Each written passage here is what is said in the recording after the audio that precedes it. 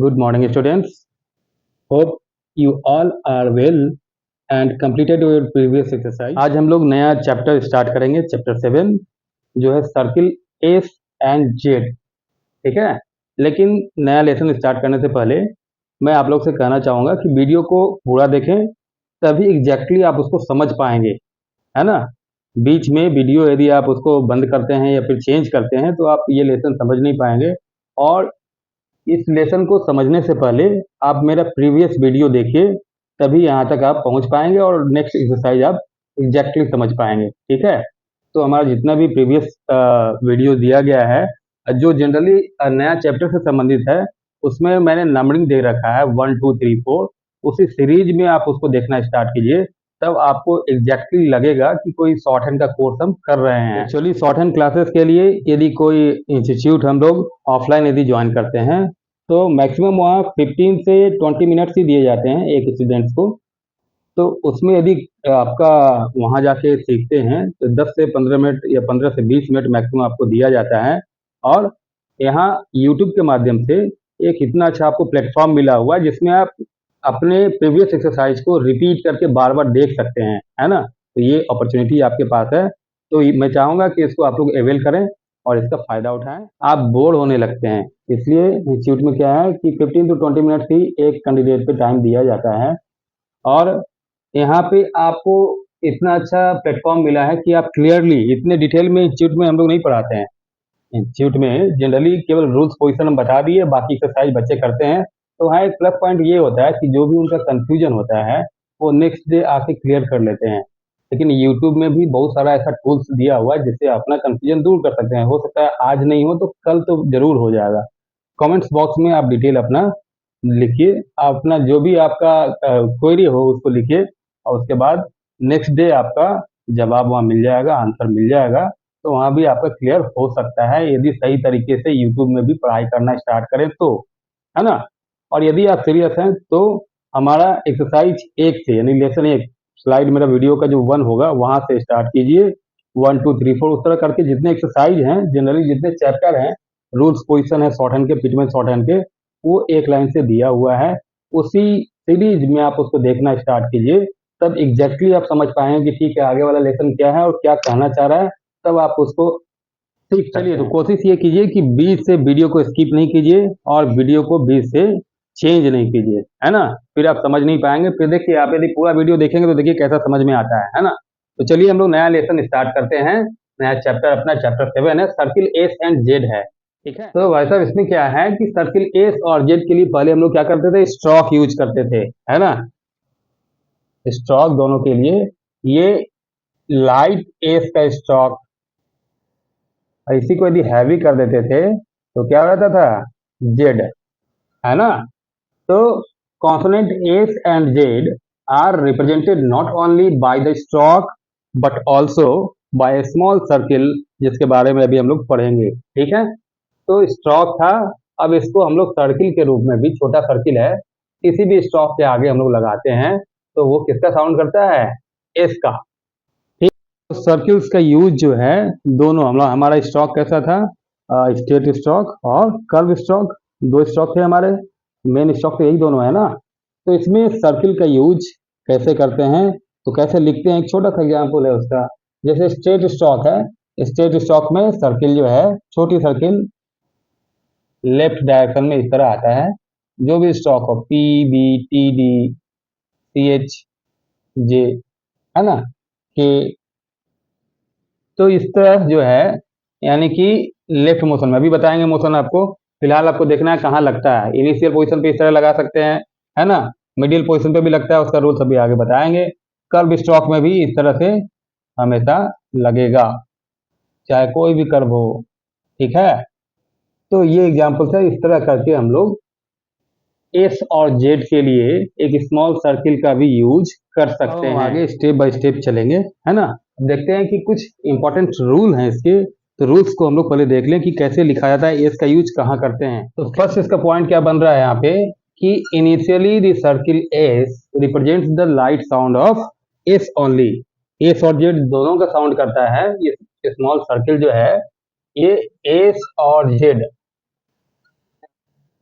दोनों को रिप्रेजेंट करता है ना। लेकिन इसमें रूल्स है, पहला क्या कि इनिशियल पोजीशन पे यदि हो तो initially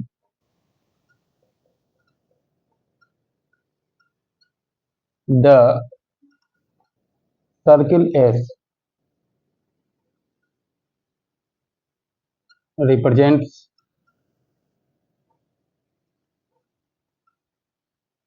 the light sound of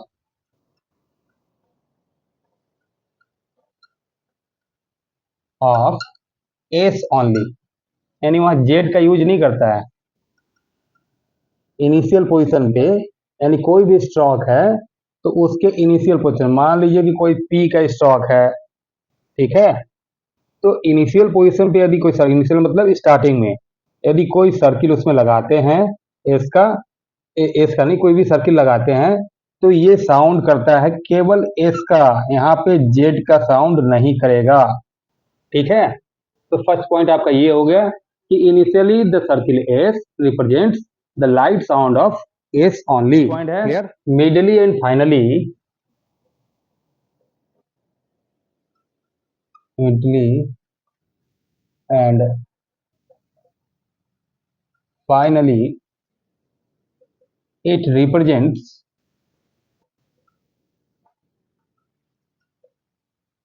S and Z sound, ठीक है। तो मिडिल और फाइनल पोजीशन पे यदि हम सर्किल का यूज करते हैं, छोटा सर्किल, तो एस या जेड किसी का भी साउंड कर सकता है ना। तो मिडिल का मतलब हो गया कोई भी स्टॉक है तो इस तरह ये मिडिल में आ गया, है ना, ये भी मिडिल में आ रहा है, फाइनली मतलब नीचे आ रहा है। तो इस दोनों पोजीशन पे यानी मिडिल में या फाइनल पोजीशन पे यदि सर्किल का यूज हम करते हैं उस केस में यहाँ आइदर एस और जेड दोनों में से कुछ भी साउंड कर सकता है ना। तो इसका मतलब क्या हुआ, इनिशियल पोजीशन के लिए जो केवल एस का यूज करता था लाइट साउंड ऑफ एस, तो इनिशियल पे जेड का साउंड आएगा तो उसके लिए इसके लिए तो जरूरी हो जाएगा कि यदि इनिशियल पोजीशन पे इनिशियल में यदि जेड का साउंड आता है उस कंडीशन में full stock must be written, पूरा स्टॉक लिखना पड़ेगा, क्योंकि सर्किल यदि लगाएंगे तो साउंड किसका करेगा, लाइट साउंड ऑफ एफ का। तो जेड यदि आता है इनिशियल पोजीशन पे तो यहाँ पे फुल स्टॉक लिखना पड़ेगा, ठीक है। तो जेड का यहाँ पे फुल स्टॉक हम लोग लिखेंगे यदि इनिशियल पोजीशन पे आता है तो। अब इसका कुछ एग्जाम्पल्स देखते हैं तब हमको क्लियर होगा इसमें, उसको हम लोग कुछ एग्जाम्पल के साथ समझने की कोशिश करें। जैसे पहला क्या है, जिल, जिल है ना, जेड का स्टॉक है, प्रोनाउंसिएशन भी ज का आ रहा है। तो स्टार्टिंग में यदि हम सर्किल लगाएंगे जिल, तो ये तो एस का साउंड करेगा ना। इनिशियल पोजीशन पे यदि हम सर्किल लगाते हैं किसी भी स्टॉक का, स्टॉक पे, तो उस समय क्या होता है कि वो एस का साउंड करता है, जेड का साउंड नहीं करेगा, इसलिए जेड का स्टॉक यहाँ पूरा लिखना पड़ेगा, जिल, ठीक है। जेड और एल, ई का इंटरवेनिंग वॉवेल है जो ऊपर चला गया। नेक्स्ट आपका जीरो है, ये भी जेड आ रहा है, ज ज जीरो, तो जेड का स्टॉक पूरा आर यहाँ अपवर्ड आर क्यों हुआ, क्योंकि ये इसके बाद वॉवेल है जीरो। जेनिथ है ना, जेनिथ, ठीक है। तो ये सब में क्या था, स्टार्टिंग में जेड का प्रोनाउंसिएशन हो रहा था, ज का प्रोनाउंसिएशन हो रहा था, इसलिए वहां सर्किल यूज नहीं करेंगे, उस कंडीशन में फुल स्टॉप लिखा जाता है। नेक्स्ट हम लोग देखते हैं साइट। साइट में क्या है, एस का आ रहा है, स्टॉक आ रहा है ना, प्रोनाउंसिएशन एस का आ रहा है, तो साइट। आई है तो अब द लाइन लिखेंगे या आई का डिफॉन्ग लिख देंगे, है ना। तो यदि एस का प्रोनाउंसिएशन वाला कोई भी वर्ड आता है उस कंडीशन में स्मॉल सर्किल का इनिशियल पोजीशन पे यूज होता है। अदरवाइज यदि जेड आता है उस केस में इनिशियल पोजीशन पे फुल स्टॉप जेड का लिखा जाता है। आप लोग इसका फुल वीडियो देखते चलिए, तभी आप क्लियरली समझ पाएंगे कि एग्जैक्टली रूल्स क्या कह रहा है और किस तरह हमको लिखना है, इसलिए पूरा वीडियो भी देखना जरूरी है। अब इसी का नेक्स्ट पॉइंट पे आते हैं हम लोग, मोशन। मोशन मतलब डायरेक्शन, गति उसका कैसा, किस डायरेक्शन में होना चाहिए, है ना।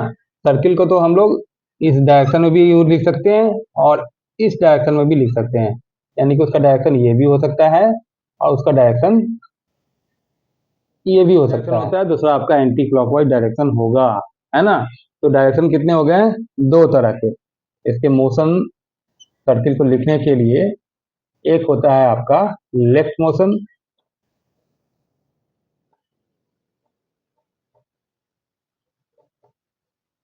दूसरा आपका हो जाएगा राइट मोशन, है ना।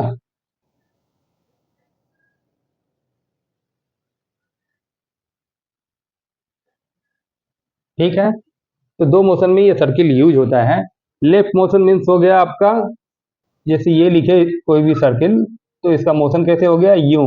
यूं यानी कि एंटी क्लॉकवाइज डायरेक्शन, कैसा हो गया ये?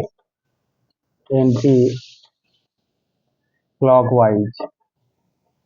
ठीक है, लेफ्ट मोशन का मतलब हो गया एंटी क्लॉकवाइज डायरेक्शन, यानी कोई भी स्टॉक है तो उसमें कैसे लिख रहा है? इस डायरेक्शन से इधर जा रहा है। ठीक है, तो जनरली स्टेट स्टॉक में जो इनिशियल में हम लोग एस देते हैं ना, उसको एंटी क्लॉकवाइज डायरेक्शन में ही लिखते हैं। एंटी क्लॉकवाइज डायरेक्शन, इधर से इधर, उसमें क्लॉकवाइज डायरेक्शन यूज नहीं करेंगे। कब? जब कोई भी स्टेट स्टॉक में इनिशियल पोजीशन पे एस का सर्किल हम लोग यूज करेंगे तब। ठीक है, राइट मोशन में क्या हुआ? कोई भी सर्किल है उसका मोशन ये इधर से इधर, यानी कि क्लॉक वाइज डायरेक्शन। ठीक है, क्लॉक वाइज मोशन हो गया ये। क्लॉक वाइज मोशन का यूज हम लोग मिडिल में कर सकते हैं, स्टार्टिंग में जनरली इसको नहीं करते हैं, मिडिल और फाइनल। अब है कि कर्व स्टॉक में कैसे लिखते हैं, है ना। वीडियो को पूरा देखिए ताकि आप एग्जैक्टली समझ पाए कि ये चैप्टर आपको कहना क्या चाह रहा है, क्या रूल्स आपको बता रहा है ना। तो नेक्स्ट हम लोग चलते हैं कि सर्किल एस, इंपॉर्टेंट पॉइंट्स में ही है, circle S,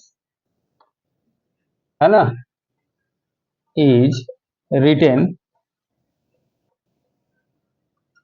inside the curve.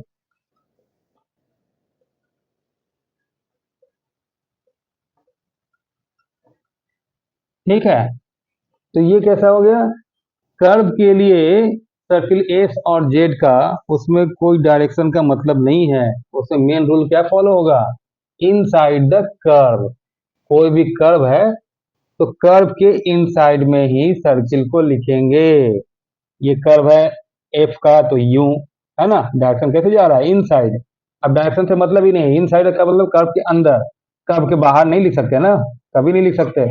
तो ये गलत हो जाएगा, इस तरह लिखा भी नहीं जाता है। हमेशा क्या हमारा पॉइंट है, हमारा रूल्स क्या है उसमें, कि circle S is written inside the curve. कोई भी कर्व हो, कर्व स्टॉक है ना, एफ है, एन है, एम है, तो हमेशा कर्व के अंदर ही आएगा। क्लियर? कर्व के बाहर कभी नहीं लिखेंगे, वो गलत हो जाएगा। इसमें डायरेक्शन जो हमारा मोशन था उसका रूल इसमें फॉलो नहीं होगा कि स्टार्टिंग पोजीशन पे लेफ्ट डायरेक्शन में लिखेंगे या मिडिल या फाइनल के लिए हम राइट डायरेक्शन यूज करेंगे। इसमें केवल इतना है कि circle S is written inside the curve, यानी कर्व स्टॉक यदि है तो कर्व के अंदर में हम सर्किल एस का यूज करेंगे। इनसाइड द कर्व का कुछ एग्जांपल्स देखते हैं, जैसे कर्व के अंदर में सर्किल कैसे लिखेंगे। जैसे सेफ, सेफ एस का सर्किल यूज किए, ए का वॉवेल्स और एफ का स्टॉप। एफ के बाद पढ़ेंगे वॉवेल से and then F. Safe, seems, S के लिए वॉवेल बिफोर साइड में दिए, seems, since, since. Clear? Source, R का स्टॉक है, वॉवेल बिफोर साइड में, सोर्स। तो इस तरह हम क्या देख रहे हैं कि सर्किल एस हमेशा उसको उसका यूज कहाँ करते हैं हम लोग? Inside the curve. कोई भी कर्व स्टॉक आएगा, कर्व स्टॉक के अंदर में सर्किल का यूज हम लोग करेंगे। नेक्स्ट पॉइंट आएगा उसका outside the angle, outside the angle formed by two state stroke।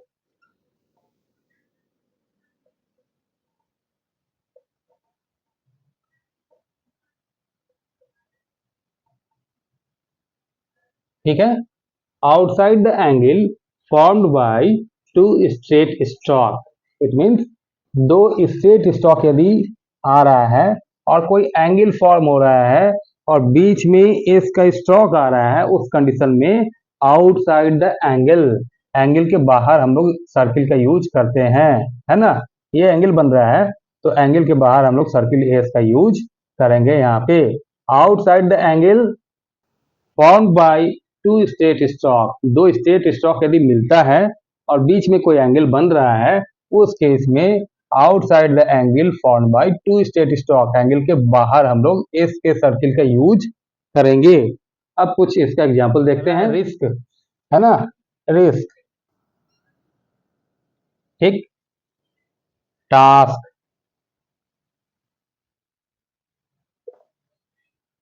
ठीक है, बेसिक, बेसिक, जस्टिस,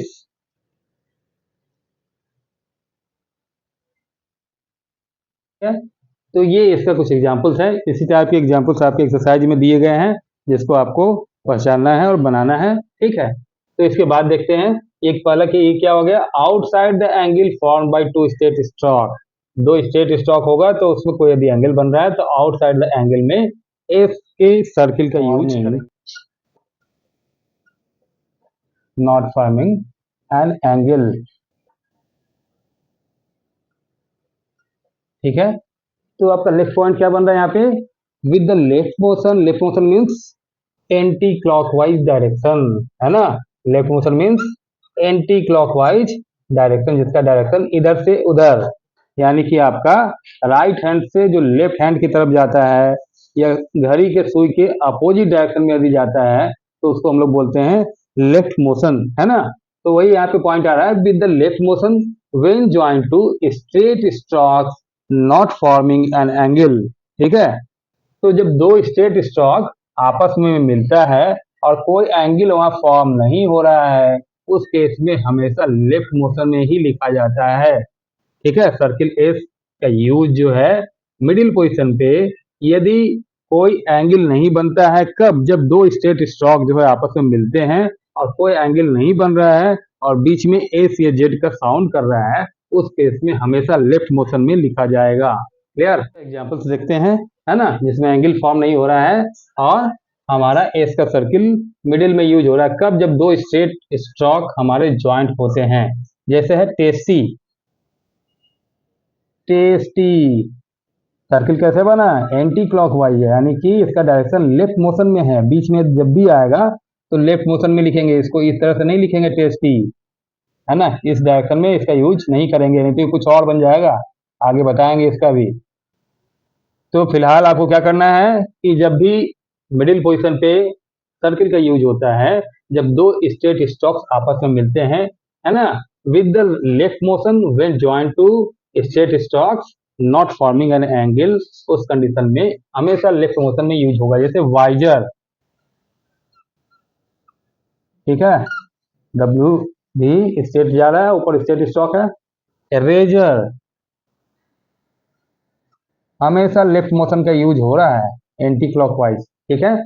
तो इसी तरह हम लोग जो है इसका यूज करेंगे। Initially circle S is always read first, यानी कि किसी भी स्टॉक में यदि सर्किल लगा है ना, कोई भी स्टॉक है, इनिशियल पोजीशन पे यदि सर्किल एस का लगा है तो सबसे पहले हम किसको पढ़ेंगे, एस, एंड देन हम जो स्टॉक आएगा उस स्टॉक को पढ़ेंगे। तो इनिशियल पोजीशन पे यदि एस का सर्किल लगा है उस केस में सबसे पहले सर्किल एस पढ़ेंगे, यानी एस का प्रोनाउंसिएशन पहले करेंगे, उसके बाद हम लोग स्टॉक पढ़ेंगे, ठीक है। उसी तरह फाइनल पोजीशन पे यदि एस का सर्किल लगा है तो सबसे पहले क्या पढ़ेंगे, स्टॉक, उसके बाद पढ़ेंगे एस का साउंड, ठीक है। तो इनिशियल पोजीशन पे यदि एस का सर्किल होगा तो पहले सर्किल का प्रोनाउंसिएशन करेंगे, और यदि फाइनल पोजीशन पे किसी भी स्टॉक के फाइनल पोजीशन पे एस का सर्किल लगा हुआ है, उसका यूज कर रहे हैं, तो स्टॉक के बाद हम लोग सर्किल का प्रोनाउंसिएशन करेंगे, उसको पढ़ेंगे। आता है कि सर्किल एस का यूज जो है हम लोग लोगोग्राम के साथ भी कर सकते हैं, यानी कि जो ग्रामर बॉक्स है हमारा उसके साथ भी सर्किल एस का यूज हम लोग कर सकते हैं। ठीक है, जैसे था पुट, पुट का क्या है ग्रामर है, पुट्स लिखना हो तो ड्रॉ द लाइन, पी का स्टॉक, पुट कैसे लिखते थे, ये पुट का यूज करते थे, पी का स्टॉक, पुट्स लिखना तो उसी में सर्किल लगा देंगे। कम्स, कम का ग्रामर है ऑन द लाइन, के का स्टॉक, कम से इसी में ये हम लोग लगा सकते हैं। Clear, in the same direction,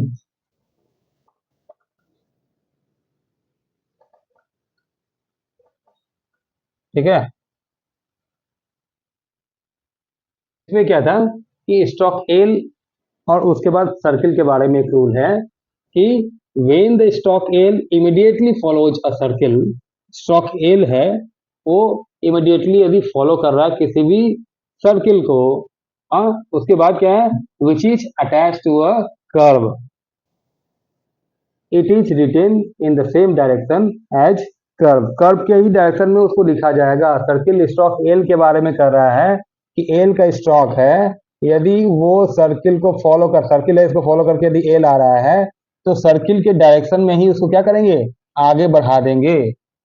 ठीक है, कहीं भी एल का स्टॉक है कोई भी, यदि वो सर्किल आ रहा है बीच में तो सर्किल के डायरेक्शन में उसको बढ़ा देते हैं आगे, है ना। तो इसमें बहुत सारा आपका आएगा, काउंसिल है और भी एग्जाम्पल इसका देखते हैं। काउंसिल, काउंसिल इसका इसी तरह जैसे बताए थे आपको, है ना। वेसल, वेसल बीच में आ रहा है और उसी को फॉलो करके क्या है, एल का स्टॉक है तो सर्किल के डायरेक्शन में ही आगे बढ़ा देना है। लेसन, एल का स्टॉक सर्किल आ गया तो नीचे की तरफ आएगा। ठीक है, तो क्या इसमें कहना चाहता है कि यदि स्टॉक एल जो है या तो सर्किल को फॉलो करे या उसके पहले सर्किल आए, उस केस में स्टॉक एल को हम लोग सर्किल के डायरेक्शन में ही आगे बढ़ा देते हैं। ठीक है, जिस तरह सर्किल है उसी डायरेक्शन में एल को लिखेंगे। क्लियर, कुछ एग्जाम्पल्स इसमें दिए हुए हैं और उसको देख लीजिएगा, क्लियर होगा। लास्ट पॉइंट क्या आता है कि अ लाइटली साउंडेड वॉवेल में बी ओमिटेड, यदि एस का सर्किल बन रहा है और किसी भी स्टॉक में एस का सर्किल बन रहा है, एस के बाद कोई लाइट साउंड वॉवेल आता है, उस केस में उस वॉवेल को हम लोग ओमिट कर देते हैं और ऐसे ही हम लोग पढ़ लेते हैं आगे, है ना, स्टॉक को पूरा पढ़ लिया जाएगा। जैसे क्या है पॉइजन, पॉइजन में क्या आ गया, पी के बाद वाई आ रहा है तो वाई का डिफॉन्ग आ गया और एस का circle and N, poison, S के बाद अ का वॉवेल आ रहा है यहाँ पे, लेकिन उसको हम लोग क्या करेंगे, ओमिट कर देंगे, उसको नहीं डिनोट करेंगे। पॉइजन पढ़ेंगे तो आसानी से हम लोग पढ़ सकते हैं उसको। ठीक है, रेफ्यूजल, रेफ्यूजल एफ के बाद यू लगाएंगे लेकिन एस का जो वॉवेल है उसको ओमिट कर देंगे, है ना। पॉइजन है, रिफ्यूजल है और भी बहुत सारा इस तरह इसमें एग्जाम्पल दिया हुआ है बुक में, उसको भी देख लीजिए। ये क्लियर है कि इसमें एस के बाद यदि कोई लाइट साउंड वॉवेल आता है उस केस में, कब जब हम सर्किल एस का यूज कर रहे हैं उस केस में उस लाइट साउंड वॉवेल को हम लोग ओमिट कर देते हैं, उसको इंडिकेट करने की आवश्यकता नहीं होती है। एस और जेड का चैप्टर आपका समाप्त होता है ना। इसके बाद 23, 24, 25 एंड 26 ये 4 एक्सरसाइज हैं, उसको आपको करना है। ठीक है, बीच में एक ग्रामर भी आएगा, उसको भी आपको याद करना है। जैसे जैसे बीच में ग्रामर आते जा रहा है उसको डेली नोट कीजिए, डेली लिखिए, आप 5 मिनट दीजिए कम से कम उसमें, तो आपको याद हो जाएगा। क्लियर, और हमारा शॉर्ट वीडियो भी ग्रामर और फिजियोग्राफी का बना हुआ है, उसको भी बार बार आप रिपीट कर सकते हैं, रिपीट करते हैं तो आपको आपके मेमोरी में वो सेट हो जाएगा। क्लियर, तो उसको भी आप लोग देख सकते हैं। ठीक है, तो इसके बाद ये पढ़ने के बाद आप लोग 23, 24 एक्सरसाइज कीजिए, 25, 26 से पहले आपको ग्रामर याद करना है, उसके बाद उसको बनाना है। क्लियर, यदि आपको हमारा वीडियो अच्छा लगा हो, है ना, तो आप शेयर, लाइक और सब्सक्राइब जरूर कीजिए। आज के लिए इतना ही, बेस्ट ऑफ लक।